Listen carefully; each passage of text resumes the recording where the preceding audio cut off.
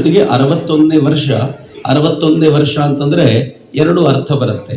ಒಂದು 60 ಆಗಿದೆ ಅಂದ್ರೆ ಅರಳು ಮರಳಾಗ್ಬಿಟ್ಟಿರ್ಬೋದು ಅಂತ, ಹಂಗಲ್ಲ, ಮರಳಿ ಅರಳುವಂತ ಪ್ರಕ್ರಿಯೆ ಶುರುವಾಗಬೇಕಾಗಿದೆ ಅಂತ.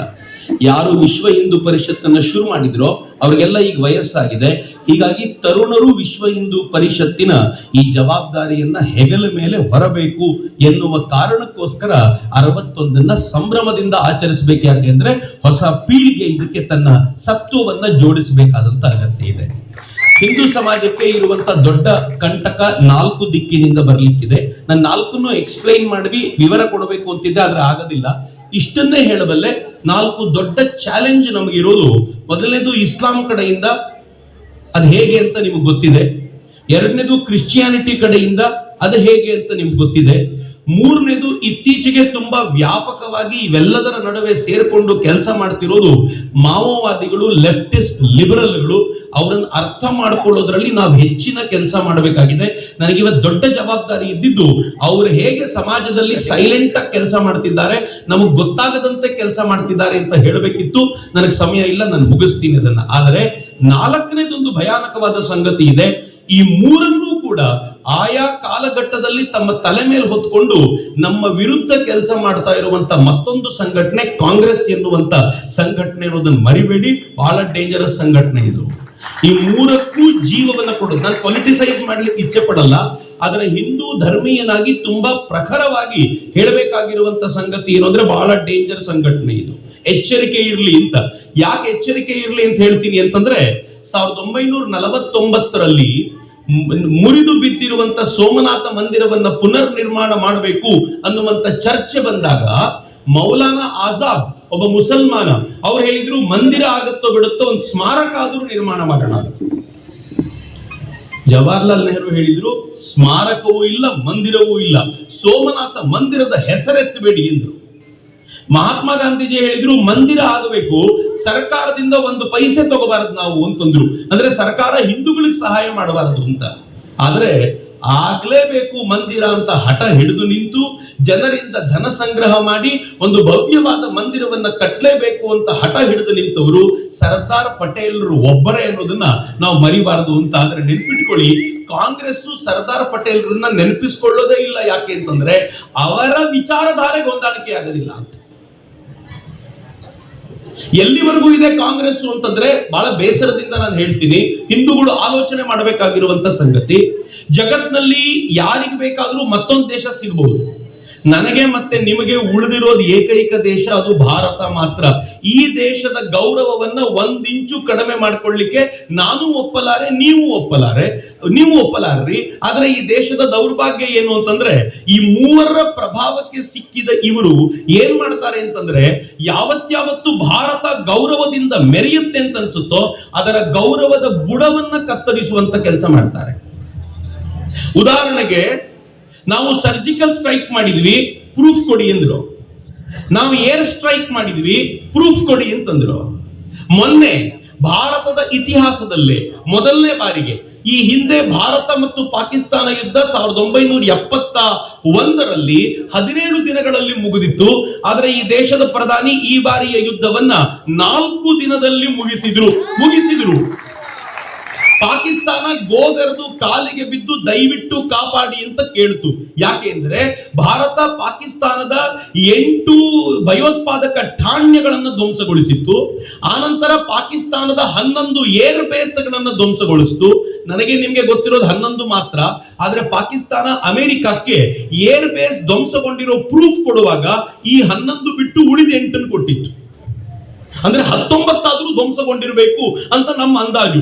19 ಏರ್ ಬೇಸ್ಗಳನ್ನ ಧ್ವಂಸಗೊಳಿಸಿತು. ಪಾಕಿಸ್ತಾನ ನ್ಯೂಕ್ಲಿಯರ್ ಆರ್ಸೆನಲ್ ಎಲ್ಲಿಟ್ಟಿದೆಯೋ ಆ ಸರ್ಗೋದಾ ಏರ್ಪೋರ್ಟ್ ಅನ್ನು ಹಿಡ್ಕೊಂಡು ಅದರ ಪಕ್ಕದಲ್ಲಿರುವಂತ ಕೈರಾಣ ಬೆಟ್ಟಗಳನ್ನ ಧ್ವಂಸಗೊಳಿಸಿತು ಅಂತ ಎಲ್ಲರೂ ಮಾತನಾಡ್ತಾರೆ. ಪಾಕಿಸ್ತಾನ ಬಾಯಿ ಮುಚ್ಕೊಂಡು ಕೂತ್ಕೊಂಡಿದೆ, ಅಮೆರಿಕಾನು ಸದ್ದು ಮಾಡ್ತಾ ಇಲ್ಲ.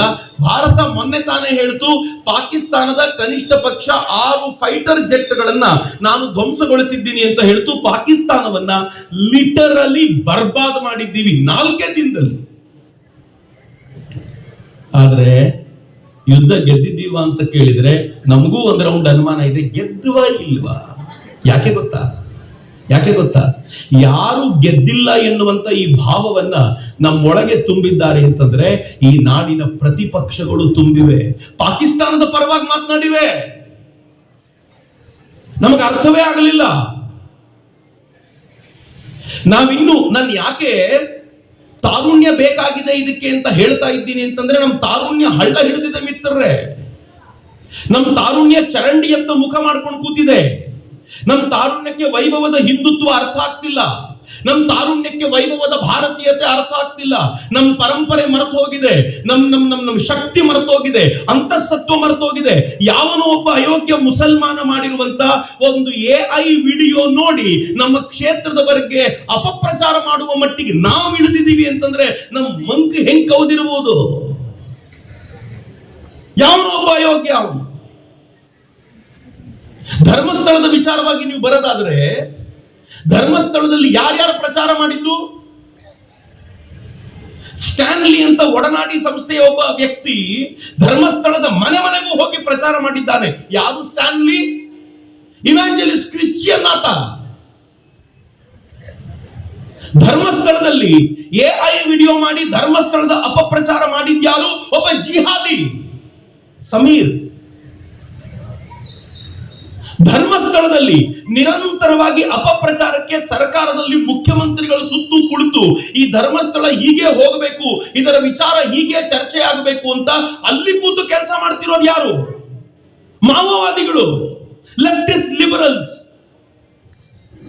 ದುರದೃಷ್ಟ, ಇವರೆಲ್ಲರ ಜೊತೆಗೆ ಸೇರ್ಕೊಂಡಿರೋದು ದೇಶವನ್ನ ವಿಭಜಿಸಲಿಕ್ಕೆ ಸಿದ್ಧವಾಗಿರುವಂತ ಹಿಂದೂಗಳು ಅನ್ನೋದು ನನಗೆ ಬಹಳ ದುಃಖಕರ ಸಂಗತಿ ರೀ. ಇವತ್ತು ಯಾರಾದ್ರೂ ಇಲ್ಲಿಂದ ವಾಪಸ್ ಮನೆಗೆ ಹೋದವ್ರು ಒಂದು ಕ್ಷಣ ಕುಳಿತು ನಿಮ್ಮಲ್ಲಿ ನೀವೇ ಆಲೋಚನೆ ಮಾಡಿ, ನಾನು ಏನು ಹೇಳಬೇಕು ಅಂತ ಇಷ್ಟಪಡೋದಿಲ್ಲ, ನಿಮ್ಮಲ್ಲಿ ನೀವೇ ಆಲೋಚನೆ ಮಾಡಿ. ಏನು ಆಲೋಚನೆ ಮಾಡಬೇಕಾಗಿದೆ ಗೊತ್ತೇನು? ಇಷ್ಟೇ ಆಲೋಚನೆ ಮಾಡಬೇಕು. ನರೇಂದ್ರ ಮೋದಿ ಅವರ ಮೇಲೆ ಯಾರಾದ್ರೂ ಬೈಬೇಕಾದ್ರೆ ನರೇಂದ್ರ ಮೋದಿ ಅವರನ್ನ ಯಾರು ಬೈಬೇಕು ಗೊತ್ತಾ? ಕೊನೆ ಪಕ್ಷ ನರೇಂದ್ರ ಮೋದಿ ಅವರ ಅರ್ಧದಷ್ಟಾದ್ರೂ ಬುದ್ಧಿ ಇರಬೇಕು. ಕೊನೆ ಪಕ್ಷ ನರೇಂದ್ರ ಮೋದಿ ಅವರ ಅರ್ಧದಷ್ಟಾದ್ರೂ ಪ್ರಚಾರಕ್ಕಾಗಿ ಕೆಲಸ ಮಾಡಿರ್ಬೇಕು. ಕೊನೆ ಪಕ್ಷ ನರೇಂದ್ರ ಮೋದಿ ಅವರ ಅರ್ಧದಷ್ಟಾದ್ರೂ ರಾಷ್ಟ್ರ ಪ್ರೇಮವನ್ನ ಹೃದಯದಲ್ಲಿ ತುಂಬಿಕೊಂಡಿರಬೇಕು. ಅಂಥವನೇನಾದ್ರೂ ಹೇಳಿದ್ರೆ ಕೇಳಬಹುದು. ಯಾವ ಯೋಗ್ಯತೆ ಇಲ್ಲದವನು ಅವರಿಗೆ ಮಾತನಾಡಿದ್ರೆ ಕೇಳಲಿಕ್ಕೆ ಸಾಧ್ಯ ಇದೆಯೇನು? ಇವತ್ತು ಆರೋಪ ಮಾಡ್ತಾ ಇರೋದು ಯಾರು ಧರ್ಮಸ್ಥಳದ ಬಗ್ಗೆ? ಯಾರ ಹೆಸರು ಹೇಳಿ ನಾನು? ಒಬ್ಬರಿಗಾದ್ರೂ ಧರ್ಮಸ್ಥಳದ ಮಾಡಿರುವಂತ ಕೆಲಸದ 1% ಮಾಡುವ ಯೋಗ್ಯತೆ ಇದೆಯಾ ಅಂತ ಕೇಳಿದ್ರೆ ಯೋಗ್ಯತೆ ಇಲ್ಲದವರು ಧರ್ಮಸ್ಥಳದ ಬಗ್ಗೆ ಪುಂಖಾನುಪುಂಖವಾಗಿ ಸುಳ್ಳನ್ನು ಹೇಳ್ಕೊಂಡು ತಿರುಗಾಡ್ತಿದ್ದಾರೆ.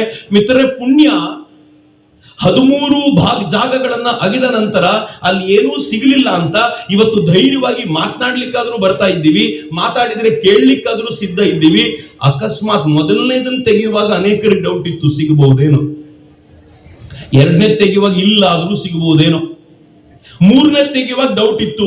ಆರನೇ ತೆಗೆಯುವಾಗ ಸ್ವಲ್ಪ ಜೀವ ಬಂತು. ಜೀವ ಹೆಂಗ್ ಬಂತು ಅಂತಂದ್ರೆ, ಇಷ್ಟು ದಿನ ಏನ್ ಹೇಳಿದ್ದೀನೋ ವಾಪಸ್ ತಗೋಬೇಕು ಅಂತ. ಅಷ್ಟಾದ್ರೂ ಮನಸ್ಸಿನಲ್ಲಿ ಅಳುಕು. ನನಗೆ ಗೊತ್ತಿದೆ, 12ನೇ ತೆಗೆದು 13ನೇ ಸ್ಟಾಪ್ ಮಾಡಿದ್ರು. 14, 15, 16, 17 ತೆಗೆದ್ರು. ಅನೇಕ ಹಿಂದೂಗಳಿಗೆ ಆಗ್ಲೂ ಇತ್ತು 13ರಲ್ಲಿ ಸಿಗಬಹುದೇನೋ, ವೆಯ್ಟ್ ಮಾಡೋಣ ಸ್ವಲ್ಪ. ಏನ್ ದುರವಸ್ಥೆ ರೀ ನಮ್ದು.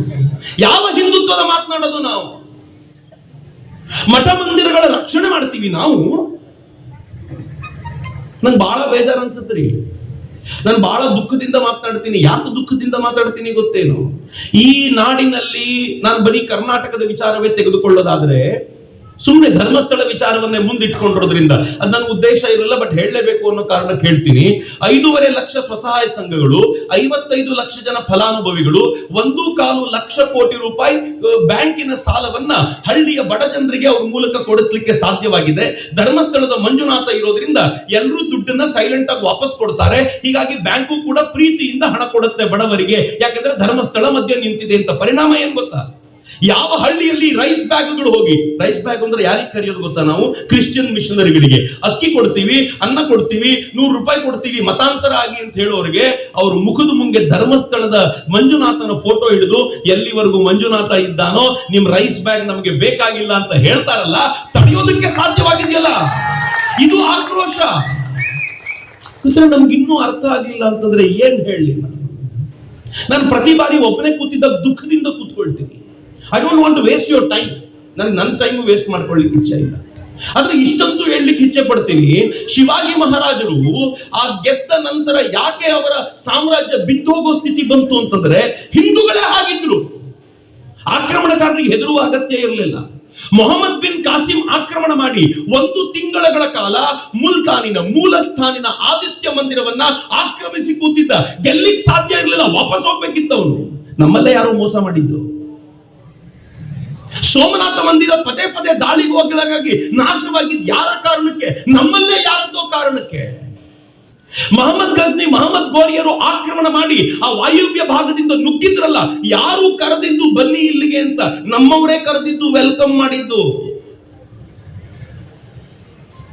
ನಮ್ಮ ನಡುವಿರುವಂತ ದ್ವೇಷವನ್ನ ಇಟ್ಕೊಂಡು ನಾವು ನಮ್ದೇ ಆಗಿರುವಂತ ಒಂದು ಸಂಘಟನೆಯನ್ನು ಏನಾದ್ರೂ ಧ್ವಂಸ ಮಾಡ್ಲಿಕ್ಕೆ ನಿಂತ್ವಿ ಅಂದ್ರೆ ಇತಿಹಾಸದ ಪುಟಗಳಲ್ಲಿ ಅವ್ರ ಜೊತೆ ನಮ್ಮ ಹೆಸರು ದಾಖಲಾಗ್ಬಿಡತ್ತೆ ಅನ್ನೋದನ್ನ ಮರಿಬೇಡಿ ಅಂತ ಕೇಳ್ಕೊಳ್ಳಿಕ್ಕೆ ಬಂದಿದ್ದೀನಿ. ಮಿತ್ರರೇ, ಕಟ್ಟಬೇಕಾಗಿದೆ. ಅಕಸ್ಮಾತ್ ಈಗಲ್ದೆ ಹೋದ್ರೆ ಭಾರತವನ್ನ ಕಟ್ಟುವ ಇಂಥ ಸಂದರ್ಭ ಮತ್ತೆಂದೂ ಸಿಗಲಾರದು. ಅಮೆರಿಕ ಭಾರತಕ್ಕೆ ಹೆದರಿಸಿ ನಿಂತಿದ್ದಾಗ ಈ ದೇಶ ಹೆಂಗಿದೆ ಗೊತ್ತೇನೋ? ನಿನ್ನನ್ನು ಕೇರ್ ಮಾಡಲ್ಲ, ಹೋಗಲೇ ಅಂತ ಹೇಳುವಂತ ಭಾರತವಾಗಿ ಇವತ್ತು ನಿಂತಿದೀವಲ್ಲ. ಯಾವತ್ತಿತ್ರಿ ಭಾರತ ಹಿಂಗೆ? ಕಳೆದ 78 ವರ್ಷಗಳಲ್ಲಿ ಭಾರತ ಹಿಂಗಿರಲಿಲ್ಲ. ಅಮೆರಿಕಾದ ಎದುರು ಸಟದು ನಿಲ್ಲಬಹುದಾಗಿರುವ ಸಾಹಸವನ್ನು ತೋರಿಸಿರಲಿಲ್ಲ. ಇವತ್ತು ತೋರಿಸಿದ್ದೀವಿ ನಾವು. ರಷ್ಯಾದ ಅಧ್ಯಕ್ಷ ಪುತಿನ್ ಅಮೆರಿಕಾದ ಅಧ್ಯಕ್ಷ ಟ್ರಂಪ್ ಮಾತನಾಡಿದ ನಂತರ ಮೊದಲನೇ ಮಾತು ಯಾರ ಜೊತೆ ಆಡ್ತಾರೆ ಗೊತ್ತಾ? ಈ ದೇಶದ ಪ್ರಧಾನಿ ನರೇಂದ್ರ ಮೋದಿ ಅವ್ರ ಜೊತೆ ಮಾತಾಡ್ತಾರೆ. ನಾನು ಟ್ರಂಪ್ ಜೊತೆ ಮಾತಾಡ್ಕೊಂಡು ಬಂದಿದ್ದೀನಿ, ನೀನೇನ್ ತಲೆ ಕೆಡಿಸ್ಕೊಳ್ಬೇಡ, ನನಗೂ ಅವನಿಗೂ ಏನ್ ಸೆಟ್ ಆಗ್ಲಿಲ್ಲ ಅನ್ನೋ ತರ ಭಾರತದ ಪ್ರಧಾನಿಯ ಜೊತೆ ಮಾತನಾಡೋ ಮಟ್ಟಿಗೆ ಬಂದಿದೆ ಅಂತಂದ್ರೆ ಈ ದೇಶ ಸೆಂಟರ್ ಸ್ಟೇಜಿಗೆ ಬಂದು ನಿಂತಿದೆ. ಪಾಕಿಸ್ತಾನ ಕಳಿಸಿದ ಟರ್ಕಿಯ ಡ್ರೋನ್ಗಳನ್ನ ಭಾರತದ ಇಂಜಿನಿಯರ್ಗಳು ಅದು ಭಾರತದ ಗಡಿ ದಾಟುವ ಮುನ್ನ ಉರುಳಿಸಲಿಕ್ಕೆ ಸಾಧ್ಯವಾಯಿತು.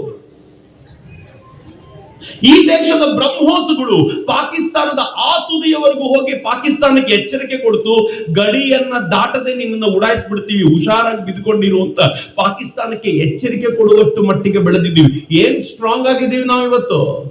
ಜಗತ್ತಿನ 4ನೇ ಶ್ರೀಮಂತ ರಾಷ್ಟ್ರ ನಾವು. ಯುದ್ಧ ಆದ್ರೆ ಜಗತ್ತಿನಲ್ಲಿ ರಾಷ್ಟ್ರಗಳು ಬಡವಾಗ್ತವೆ, ಆದ್ರೆ ಯುದ್ಧದ ನಡುವೆ ಭಾರತ 4ನೇ ಶ್ರೀಮಂತ ರಾಷ್ಟ್ರವಾಗಿ ಒಂದು ಸ್ಟೆಪ್ ಮೇಲಕ್ಕೆ ಹೋಯ್ತು. ನಮ್ ತಾಕತ್ತೇನೋ, ನಮ್ GDP ರೇಟ್ ಏನಿವತ್ತು, ಹೇಗೆ ವೇಗವಾಗಿ ಬೆಳೀತಾ ಇದ್ದೀವಿ. ನಮ್ಮನ್ನ ಎದುರಾಕೊಂಡು ಬದುಕೋದು ಕಷ್ಟ ಅಂತ ಜಗತ್ತಿನ ಎಲ್ಲ ರಾಷ್ಟ್ರಕ್ಕೂ ಗೊತ್ತಾಗುವಷ್ಟು ಸಕ್ಷಮವಾಗಿ ಭಾರತ ನಿಂತಿದೆ. ಆದ್ರೆ ಆಂತರಿಕವಾಗಿ ಹೆಂಗಿದ್ದೀವ್ರಿ ನಾವು? ನಮ್ಮ ನಡುವೆ ಇನ್ನೂ ಕಿತ್ತಾಡ್ಕೊಂಡಿದ್ದೀವಲ್ಲ. ಕೊರಗಜ್ಜನ ಕಾರ್ಯಕ್ರಮದಲ್ಲಿದ್ದಾಗ ಶರಣ್ ಪಂಪೇಳ್ ಜೊತೆಲಿ ಕೂತಿದ್ರು. ಶರಣ್ ಹೇಳಿದ್ರು, ವಿಶ್ವ ಹಿಂದೂ ಪರಿಷತ್ನಿಂದ ಒಂದು ನಿರ್ಣಯ ತಗೊಂಡಿದ್ದೀವಿ, ಮಕ್ಕಳನ್ನ ಜಾಸ್ತಿ ಮಾಡ್ಕೋಬೇಕು ಪ್ರತಿಯೊಬ್ಬರು ಅಂತ ಹೇಳಿ. ನಾನು ತಮಾಷೆ ಕೇಳಿದೆ, ನಿಮ್ಗೆ ಎಷ್ಟು ಮಕ್ಕಳು ಅಂತ? 2. ಇನ್ನೊಂದೆರಡು ಆಗ್ಬೋದಾ? ಎಂತ ಮಾತಾಡ್ತೀವಿ? ನಾನಂದ್ರೆ ಒಳ್ಳೆ ಕಥೆ ಅಲ್ಲ. ಮಕ್ಕಳು ಜಾಸ್ತಿ ಆಗಬೇಕು ಅಂತ ಯೋಚನೆ ಮಾಡುವಾಗ ನಮ್ಮಲ್ಲಿ ಪ್ರತಿಯೊಬ್ಬರು ಹಿಂಗೆ ಯೋಚನೆ ಮಾಡ್ತಾರೆ. ಯಾಕೆ ಅಂದ್ರೆ ನಮ್ಮ ಮಕ್ಕಳಿಗೆ ಒಳ್ಳೆ ಶಿಕ್ಷಣ ಸಿಗಬೇಕು, ಅವ್ರಿಗೆ ಒಳ್ಳೆ ಊಟ ತಿಂಡಿ ಸಿಗಬೇಕು, ಅವ್ರು ಸಮರ್ಥವಾಗಿ ಬೆಳಿಬೇಕು, ಸಮಾಜಕ್ಕೆ ಕೊಡುಗೆಯಾಗಿ ನಿಲ್ಬೇಕು, ಏನೆಲ್ಲ ಕನಸು ಕಟ್ಟಿದ್ದೀವಿ. ಇನ್ನು ಮಕ್ಕಳನ್ನ ಜಾಸ್ತಿ ಮಾಡಿದ್ರೆ ಯಾರು ಮಾಡಲ್ಲ? ಇರೋದು ನಮ್ಗೆ ಒಂದೇ ಒಂದು ಉಪಾಯ ಏನ್ ಗೊತ್ತಾ? ಬೇರೆಯವ್ರನ್ನ ನಮ್ಮೊಳಗೆ ಕರ್ಕೊಳ್ಳೋದು ಹೇಗೆ ಅಂತ ಹೊಸ ಆಲೋಚನೆ ಮಾಡ್ಬೇಕೀಗ. ಸಾಕಿನ್ನು ನಾವೇ ಹೆಚ್ಚೋದಲ್ಲ, ಈಗ ಬಿಟ್ಟು ಹೋಗಿರೋರೆಲ್ಲ ನಮ್ಮವರೇ ಅನ್ನೋದನ್ನ ಮರಿಬೇಡಿ. ಎಲ್ರನ್ನೂ ವಾಪಸ್ ಕರ್ಕೊಳ್ತೀವಿ ಅಂತ ನಮ್ ಕರ್ಕೊಳ್ಳಿಕ್ ಸೋಲ್ಬಾರದು ಮಿತ್ರರೇ. ನಾನಿಲ್ಲಿ ನಂಗೆ ಗೊತ್ತಿದೆ, ತುಂಬಾ ಬೇರೆ ಬೇರೆ ಜಾತಿಯ ಪ್ರಮುಖರು ಮುಖಂಡರಿದ್ದೀರಿ. ಓಪನ್ ಕಾಲ್ ಕೊಡ್ರಲ್ಲ, ಯಾರಾದ್ರೂ ಬರ್ತೀರಾ ಅಂತ ಆದ್ರೆ ನಮ್ಮ ಸಮಾಜಕ್ಕೆ ಅವರನ್ನ ನಾವು ಸ್ವೀಕಾರ ಮಾಡ್ತೀವಿ ಅಂತ ಓಪನ್ ಕಾಲ್ ಅನ್ನ ಪ್ರತಿಯೊಂದು ಜಾತಿಯ ಮುಖಂಡರು ಕೊಡ್ಲಿಕ್ಕೆ ಶುರು ಮಾಡಿದ್ಮೇಲೆ ಎಷ್ಟು ಜನ ಸಾಲ್ ನಿಲ್ತಾರೆ ನೋಡಿ. ಈಗ ಬಂದಿರೋರಿಗೆ ಎಲ್ಲಿ ಹೋಗಬೇಕು ಅಂತ ಗೊತ್ತಿಲ್ಲ, ಅವ್ರು ಬರ್ಲಿಕ್ಕೆ ರೆಡಿ ಇದ್ದಾರೆ. ಸ್ವೀಕಾರ ಮಾಡ್ಲಿಕ್ಕೆ ನಾವು ರೆಡಿ ಇದೀವ ಅಂತ ಕೇಳಿದ್ರೆ ನಾವೇ ರೆಡಿ ಇಲ್ಲ. ಅವ್ರು ಹೇಳಿದ್ರು, ಈ ನಾಡಿನಲ್ಲಿ ಸುಳ್ಯದಲ್ಲೇ ಅನೇಕ ತರುಣರು ಗೋವನ್ನು ಹಿಡಿತಾರೆ, ಅನೇಕ ತರುಣರು ಕೇಸ್ ಹಾಕೊಳ್ತಾರೆ, ಒಳಗೋಗ್ತಾರೆ. ಒಂದು 100 ರೂಪಾಯಿ ಯಾವತ್ತಾದ್ರೂ ಕೊಟ್ಟಿದೀವ? ಒಳಗೋದವನು ಕೋರ್ಟಿನ ಖರ್ಚಿಗೆ ನಾನು ಕೊಡ್ತೀನಿ ಅಂತ ಹೇಳಿದೀವಿ. ಯಾರು ಗೋವನ್ನ ಹಿಡಿಯೋ ಕಾರಣಕ್ಕೋಸ್ಕರ ತನ್ನ ಬದುಕಿನ ಅಮೂಲ್ಯ 3 ತಿಂಗಳನ್ನು ಕಳೆದು ಬಿಟ್ನೋ, ಅವನ್ 3 ತಿಂಗಳಿಗೆ ಆಗ್ಬೋದಾಗಿರುವಷ್ಟು ದುಡ್ಡನ್ನು ನಾನು ಕೊಡ್ತೀನಪ್ಪ, ತಲೆ ಕೆಡಿಸ್ಕೊಳ್ಬೇಡ ನೀನು ಅಂತ ಹೇಳ್ಬೋದೇನು? ಉಲ್ಟಾ ನಾವೇನ್ ಹೇಳ್ತೀವಿ ಗೊತ್ತಾ? ಅವ್ರ ಅಮ್ಮನಿಗೆ, ಎಂತ ಮಗನನ್ನು ಹೆತ್ತು ಬಿಟ್ಟಿಯೇ, ಜೈಲಿಗೆ ಹೋಗ್ಬಿಟ್ಟ. ಏನಕ್ಕೆ ಜೈಲಿಗೆ ಹೋಗಿದ್ದ? ಅವ್ರ ಮಗ ಕಳ್ತನ ಮಾಡಿ ಅಲ್ಲ, ಯಾವ ಗೋವನ್ನ ಅವರಮ್ಮ ಮನೆಗೆ ಬರಬೇಕಾದ್ರೆ ಒಳಗ್ ಕರ್ಕೊಂಡು ಬರ್ತಾಳೋ ಆ ಗೋವನ್ನ ಉಳಿಸ್ಲಿಕ್ಕೋಸ್ಕರ ಅವನು ಹೋರಾಟ ಮಾಡಿ ಜೈಲಿಗೆ ಹೋಗಿದ್ದಾನೆ ಅಂದ್ರೆ ಹೀರೋ ತರ ಧರ್ಮ ವೀರನಂತೆ ನೋಡಬೇಕಾಗಿರುವಂತ ಅಗತ್ಯ ಇದೆ. ಮಾಡುತ್ತೇನು ಸಮಾಜ? ಮಿತ್ರ, ಸಮಾಜದ ಆಲೋಚನೆಯನ್ನ ಬದಲಾಯಿಸಿಕೊಳ್ಳೋಣ. ನಮ್ಮ ಆಲೋಚನೆಯ ಶೈಲಿಯನ್ನ ಬದಲಾಯಿಸಬೇಕಾದಂತ ಅಗತ್ಯ ಇದೆ. ಇಂಥ ತರುಣರಿಗೆ ರಕ್ಷಣೆ ಕೊಡಬೇಕಾದಂತ, ಇಂಥ ತರುಣರ ಜೊತೆ ನಿಲ್ಲಬೇಕಾಗಿರುವಂತ ಸಾಮರ್ಥ್ಯ ತೋರ್ಬೇಕಾದಂತ ಅಗತ್ಯ ಇದೆ. ಇಲ್ಲದೆ ಹೋದ್ರೆ ಏನಾಗುತ್ತೆ ಗೊತ್ತೇನು? ನಮ್ಮ ಮುಂದಿನ ಪೀಳಿಗೆ ಬರುತ್ತೆ, ಈಗೇನೋ ಇಷ್ಟು ಎತ್ತರದಲ್ಲಿರುವಂತ ಮೊಸರು ಕುಡಿಕೆ ಹೊಡಿತಾರೆ, 20 ವರ್ಷದ ನಂತರ ಹೊಡೆಯೋದಿಲ್ಲ ಸರ್. 20 ವರ್ಷದ ನಂತರ ಮೊಬೈಲ್ ಅಲ್ಲಿ ಹೊಡಿತಾರವ್ರು. ಹೈಟ್ ಅಲ್ಲಿ ಇರುವಂತದಕ್ಕೆ ಹೇಗೆ ವಿಡಿಯೋ ಗೇಮ್ ಅಲ್ಲಿ ಹೊಡಿಬೇಕು ಅಂತ. ಯಾಕಂದ್ರೆ ಶಕ್ತಿ ಸಾಮರ್ಥ್ಯ ಇರಬೇಕಲ್ಲ, ಶಕ್ತಿ ಸಾಮರ್ಥ್ಯ ಕಳೆದೋಗಿರುತ್ತೆ. 50 ವರ್ಷದ ಹಿಂದಿನ ಶಕ್ತಿ ಇವತ್ತಿಲ್ಲ, ಇವತ್ತಿನ ಶಕ್ತಿ ಮುಂದಿಲ್ಲ. ಇಡೀ ಈ ಪರಂಪರೆಯ ನಿಂತೋಗುತ್ತೆ. ನೀವು ಆಮೇಲೆ ಏನ್ ಗೊತ್ತೇನು, ಎತ್ತರದ ಮೊಸರು ಕುಡಿಕೆ ಇರ್ಲಿ, ಎದುರಿಗಿರೋ ಮೊಸರು ಕುಡಿಕೆ ಒಡಿಯಪ್ಪ ಬಾ ಅಂದ್ರೆ ಬರೋದಿಲ್ಲ ಅವರು. ಯಾಕೆ ಅಂತಂದ್ರೆ ಮೊಬೈಲ್ ನ ಬಿಟ್ಟು ಏಳುವ ಸ್ಥಿತಿ ಕಳ್ಕೊಂಡಂತ ಜನಾಂಗವಾಗಿರುತ್ತೆ. ಈ ಜನಾಂಗವನ್ನ ಇಲ್ಲಿ ಕರ್ಕೊಂಡು ಬರಬೇಕು ಅಂತಂದ್ರೆ ಹೊಸ ಹಾದಿಯನ್ನು ಹುಡುಕ್ಬೇಕಾದಂತ ಅಗತ್ಯ ಇದೆ. ನಾನು ಯಾಕೆ ಎಲ್ಲರ ಜೊತೆ ಹಿಂಗ್ ಮಾತಾಡಲಾರೆ, ನಾನು ಸುಳ್ಯದವ್ರ ಜೊತೆ ಯಾಕೆ ಮಾತನಾಡಬಹುದು ಅಂತಂದ್ರೆ, ಸುಳ್ಯದಲ್ಲಿ ಸಂಘಟನೆ 50 ವರ್ಷಗಳಿಂದ ಇರುವಂತದ್ದು, ನೆನ್ನೆ ಮೊನ್ನೆ ಹುಟ್ಟಿರುವಂತ ಸಂಘಟನೆ ಅಲ್ಲ ಇದು. 50 ವರ್ಷಗಳ ಸಂಘಟನೆ. ಸುಳ್ಯದ ಮನೆಯು ಸಂಘಟನೆಯ ಒಂದು ಭಾಗ ಅಂತ ನನಗೆ ಗೊತ್ತಿದೆ. ಒಂದೇ ಮನೆಯ ಎಲ್ಲರೂ ಸಂಘಟನೆಯಲ್ಲಿ ಇದ್ದಾರೋ ಇಲ್ವೋ ಗೊತ್ತಿಲ್ಲ, ಒಂದು ಮನೆಯ ಒಬ್ಬರಾದರೂ ಸಂಘಟನೆಯ ಸದಸ್ಯರಾಗಿರುವಂತ ಒಂದು ಇಡೀ ತಾಲೂಕು ಅಂತ ಏನಾದ್ರೂ ಇದ್ರೆ ಸುಳ್ಯ ಅಂತ ನಂಗೆ ತುಂಬಾ ಚೆನ್ನಾಗಿ ಗೊತ್ತಿದೆ. ಇಲ್ಲಿ ಹೇಳಿದ್ರೆ ಮಾತ್ರ ಅದಕ್ಕೊಂದು ವಿಶೇಷವಾದ ಮೌಲ್ಯ ಇದೆ ಅನ್ನೋ ಕಾರಣಕ್ಕೋಸ್ಕರ ಹಂಚಿಕೊಳ್ತಾ ಇದ್ದೀನಿ. ಹೊಸ ಬದಲಾವಣೆ ಏನಾದ್ರೂ ಸಮಾಜಕ್ಕೆ ಕೊಡಬೇಕು ಅಂತಂದ್ರೆ ಅದು ಇಂಥ ಜಾಗಗಳಿಂದ ಬರಬೇಕು. ಇಲ್ಲಿನ ತಾರುಣ್ಯವನ್ನ ಸಮರ್ಥವಾಗಿ ಬಳಸಿಕೊಂಡು ಈ ನಾಡನ್ನ ಕಟ್ಟಬೇಕಾದಂತ ಅಗತ್ಯ ಇದೆ. ನಾನು ಬಹಳ ಹೆಮ್ಮೆಯಿಂದ, ಬಹುಶಃ ನಿಮ್ ಶಿವ ಪಂಚಾಕ್ಷರಿ ಮಂತ್ರದ ಪ್ರಭಾವವೋ ಏನೋ, ಇಡೀ ನಾಡಿಗೆ ಇವತ್ತು ಧರ್ಮಸ್ಥಳದ ವಿರುದ್ಧದ ಷಡ್ಯಂತ್ರ ಏನು ಅಂತ ಗೊತ್ತಾಗಿದೆ. ಆದರೆ ನೆನ್ಪಿಟ್ಕೊಳ್ಳಿ, ಇರುವಂತ ಸರ್ಕಾರ ತೇಪೆ ಹಚ್ಚಿ ಯಾರ್ಯಾರು ಪುಂಖಾನುಪುಂಖವಾಗಿ ಆರೋಪಗಳನ್ನು ಮಾಡಿದ್ರೋ ಬಿಟ್ಟು ಬಿಡುವ ಎಲ್ಲ ಲಕ್ಷಣಗಳು ಇವೆ.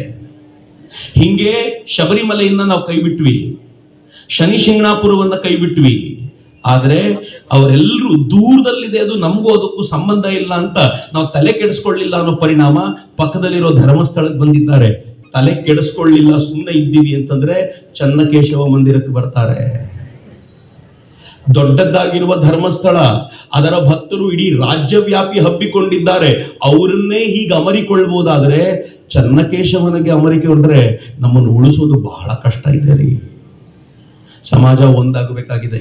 ಜಾತಿ ಮತ ಪಂಥಗಳನ್ನು ಮರೆತು ನನ್ನ ಧರ್ಮ ಕ್ಷೇತ್ರ ಏನೇ ಇದ್ರು, ಅದು ಈ ನಾಡಿನ ನದಿ ಇರ್ಲಿ, ನಾಡಿನ ಬೆಟ್ಟ ಇರ್ಲಿ, ಮಂದಿರ ಇರ್ಲಿ, ಮಠ ಇರ್ಲಿ, ಒಬ್ಬ ಹಿಂದುವಿನ ಮನೆ ಇದ್ರು ಉಳಿಸ್ಲಿಕ್ಕೆ ಉಳಿದವರೆಲ್ಲರೂ ಸೇರ್ತೀವಿ ಎನ್ನುವಂತ ಕಾಲಘಟ್ಟ ಇದು. ವಿವೇಕಾನಂದರ ಮಾತುಗಳೊಂದಿಗೆ ಮುಗಿಸ್ತೀನಿ. ಸ್ವಾಮೀಜಿ ಹೇಳ್ತಾರೆ, ಏನ್ ಹೇಳ್ತಾರೆ ಗೊತ್ತೇನು? ನೀನ್ ನಿಜವಾದ ಹಿಂದೂ ಅಂದ್ರೆ ಯಾವಾಗ ಅಂತ ಪ್ರಶ್ನೆ ಕೇಳಿದ್ರೆ ಸ್ವಾಮೀಜಿ ಹೇಳ್ತಾರೆ, ಈ ದೇಶದ ಯಾವುದೋ ಮೂಲೆಯಲ್ಲಿರುವಂತ ಒಬ್ಬ ಹಿಂದುವಿಗೆ ನೋವಾಗ್ತಿದೆ ಅಂತ ಗೊತ್ತಾದಾಗ, ನಿನ್ನ ಹೃದಯದಲ್ಲಿ ವೇದನೆ ಆಗ್ತಾ ಇದೆ ಅಂತಂದ್ರೆ ಅವತ್ತು ನೀನು ನಿಜವಾದ ಹಿಂದೂ ಅಂತ ಸ್ವಾಮಿ ವಿವೇಕಾನಂದರು ಹೇಳ್ತಾರೆ. ಮುಂದುವರೆದು ಏನ್ ಹೇಳ್ತಾರೆ ಗೊತ್ತಾ? ಯಾವ ಹಿಂದೂ, ಬಹಳ ಚೆನ್ನಾಗಿದೆ ಈ ವಾಕ್ಯ. ನಂಗೆ ಈ ವಾಕ್ಯ ಹೇಳಬೇಕಾದ್ರೆ ಗೂಸ್ ಬಂಪ್ಸ್ ಬರುತ್ತೆ. ಸ್ವಾಮೀಜಿ ಎಷ್ಟು ಆಲೋಚನೆ ಮಾಡಿದ್ರು ಅಂತ. ಅವ್ರು ಹೇಳ್ತಾರೆ, ಯಾವ ಹಿಂದೂ ನಿನಗೆ ಅನ್ಯಾಯ ಮಾಡಿರ್ತಾನೋ, ನಿನಗೆ ಮೋಸ ಮಾಡಿರ್ತಾನೋ, ನಿನ್ ಬೆನ್ನಿಗೆ ಚೂರಿ ಇರಿಯುವಂತ ಪ್ರಯತ್ನ ಮಾಡಿರ್ತಾನೋ, ಅವನೂ ಸಂಕಟದಲ್ಲಿ ಸಿಕ್ಕ ಹಾಕಿಕೊಂಡಾಗ ನೀನು ಅವನ ಪರವಾಗಿ ನಿಲ್ಬೇಕು. ಯಾಕೆ ಅಂದ್ರೆ ಅವನು ಹಿಂದೂ ಅಲ್ವಾ? ಇಂಥ ಮಾತು ಇದು. ಹಂಗಂದ್ ಏನ್ ಹೇಳ್ತಾರೆ ಗೊತ್ತಾ? ಗುರು ಗೋವಿಂದ ಸಿಂಗರಿಗೆ ಯಾರೆಲ್ಲ ಎಷ್ಟು ತೊಂದರೆ ಕೊಟ್ರು, ಹಿಂದೂ ಸಮಾಜ, ಸಿಖ್ ಸಮಾಜ ಎಷ್ಟು ತೊಂದರೆ ಕೊಡ್ತು, ಜೊತೆಯಲ್ಲಿದ್ದವರೇ ಅವ್ರನ್ನ ಧಿಕ್ಕರಿಸಿದ ನಂತರವೂ ಕೂಡ ಈ ಸಮಾಜಕ್ಕೋಸ್ಕರ ನಾನು ಬದುಕ್ತೀನಿ ಅಂತ ತನ್ನ 2 ಮಕ್ಕಳನ್ನು ಸಮಾಜಕ್ಕೋಸ್ಕರ ಧಾರೆ ಎರೆದು ತಮ್ಮನ್ನ ತಾವು ಸಮಾಜಕ್ಕೆ ಸಮರ್ಪಣೆ ಮಾಡಿಕೊಂಡ ಶ್ರೇಷ್ಠ ಗುರು ಗೋವಿಂದ ಸಿಂಗರೇ ನಮ್ಮ ಆದರ್ಶವಾಗಬೇಕು ಅಂತ ವಿವೇಕಾನಂದರು ಹೇಳ್ತಾ ಇದ್ರಲ್ಲ, ಅದು ವಾಪಸ್ ಬರಬೇಕಾದಂತ ಅಗತ್ಯ ಇದೆ. ನಮ್ಮ ನಡುವೆ ಇರುವಂತ ಎಲ್ಲ ಭೇದದ ಆ ಕೋಟೆಗಳನ್ನು ಪುಡಿ ಪುಡಿ ಮಾಡಿ ಹಿಂದೂ ಸಮಾಜ ಜಗದ್ವ್ಯಾಪಿಯಾಗಿ ಬೆಳೆಯಬೇಕಾದಂತ ಅಗತ್ಯ ಇದೆ. ನಿಜವಾದ ವಿಶ್ವ ಹಿಂದುತ್ವ, ವಿಶ್ವ ಭ್ರಾತೃತ್ವವನ್ನ ನಾವು ನಿರ್ಮಾಣ ಮಾಡಬೇಕಾಗಿರುವಂತ ಸಮರ್ಥ ಕಾಲ. ಕೃಷ್ಣ ಅದಕ್ಕೆ ಶಕ್ತಿ ಕೊಡ್ಲಿ. ಯಾಕೆ ವಿಶ್ವ ಹಿಂದೂ ಪರಿಷತ್ ಕೃಷ್ಣ ಜನ್ಮಾಷ್ಟಮಿಯ ದಿನವೇ ಹುಟ್ಟಿತು ಅಂತಂದ್ರೆ ನನಗೆ ಯಾವಾಗ್ಲೂ ಅನ್ಸುತ್ತೆ, ಕೃಷ್ಣ ಹೇಳ್ತಾನೆ, ಯದಾ ಯದಾ ಹಿ ಧರ್ಮಸ್ಯ ಗ್ಲಾನಿರ್ಭವತಿ ಭಾರತ ಅಭ್ಯುತ್ಥಾನಂ ಅಧರ್ಮಸ್ಯ ತದಾತ್ಮಾನಂ ಸೃಜಾಮ್ಯಹಂ. ಪರಿತ್ರಾಣಾಯ ಸಾಧೂನಾಂ ವಿನಾಶಾಯ ಚ ದುಷ್ಕೃತಾಂ ಧರ್ಮ ಸಂಸ್ಥಾಪನಾರ್ಥಾಯ ಸಂಭವಾಮಿ ಯುಗೆ ಯುಗೆ. ಕೃಷ್ಣ ಹೇಳಿದನ ಯುಗ ಯುಗದಲ್ಲೂ ಬರ್ತೀನಿ ಅಂತ. ನನ್ಗನ್ಸುತ್ತೆ ವಿಶ್ವ ಹಿಂದೂ ಪರಿಷತ್ನ ರೂಪದಲ್ಲಿ ಈಗ ಬಂದಿದ್ದಾನೆ. ಈ ಬಂದಿರುವಂತ ವಿಶ್ವ ಹಿಂದೂ ಪರಿಷತ್ನ ಜವಾಬ್ದಾರಿ ಇದೆ ನಮ್ಮೆಲ್ಲರನ್ನೂ ಜೊತೆಯಲ್ಲಿ ತೆಗೆದುಕೊಂಡು ಹೋಗ್ತಾ ಈ ನಾಡಿನ ಶ್ರದ್ಧಾ ಕೇಂದ್ರಗಳನ್ನು ಉಳಿಸಿ ಈ ನಾಡಿನ ಜನರಲ್ಲಿರುವ ಶ್ರದ್ಧೆಗೆ ಒಂದಿನಿತೂ ಭಂಗ ಬರದಂತೆ ಕಾಪಾಡುವಂತ ಹೊಣೆಗಾರಿಕೆಯನ್ನ ಅದು ಹೊರಲಿ ಅಂತ ನಾನು ಪ್ರೀತಿಯಿಂದ ಆಶಿಸ್ತಾ ತನ್ಮಯತೆಯಿಂದ ಆಲಿಸ್ತೇನೆ. ನಿಮ್ಗೆಲ್ರಿಗೂ ನಾನು ಶ್ರದ್ಧಾಪೂರ್ವಕವಾಗಿ ವಂದಿಸ್ತೀನಿ. ಎಲ್ಲರನ್ನೂ ಕಳಕಳಿಯಿಂದ ಬೇಡ್ಕೊಳ್ತೀನಿ, ನನಗೆ ದಯವಿಟ್ಟು ಹೋಗ್ಲಿಕ್ಕೆ ಅನುಮತಿ ಕೊಡಿ. ನಾನು ಇಲ್ಲಿಂದ ತುಂಬಾ ದೂರ ಹೋಗ್ಬೇಕಾಗಿರೋದ್ರಿಂದ, ಯಾತ್ರೆ ಬಹಳ ದೊಡ್ಡದಿರೋದ್ರಿಂದ ನಿಮ್ಮ ಅನುಮತಿ ಪಡೆದು ನಾನು ಹೊರಡಬೇಕು ಅಂತ ಕೇಳ್ಕೊಳ್ತೀನಿ. ಒಂದು ಸಲ ಭಾರತ್ ಮಾತೆಗೆ ಉಚ್ಚ ಕಂಠದಲ್ಲಿ ಜೈಕಾರ ಕೊಡಿ, ಎರಡು ಕೈಗಳನ್ನ ಗಾಳಿಗೆ ಬೀಸಿನ ಜೊತೆ ಭಾರತ್ ಮಾತಾ ಕಿ, ಭಾರತ್ ಮಾತಾ ಕಿ, ವಂದೇ ವಂದೇ ಜೈ. ದಿಗ್ಸೂಚಿ ಮಾತುಗಳನ್ನಾಡಿದ ಶ್ರೀ ಚಕ್ರವರ್ತಿ ಸೂಲಿಬೈಲಿ ಅವರು ನಮ್ಮ ಪ್ರೀತಿಪೂರ್ವಕ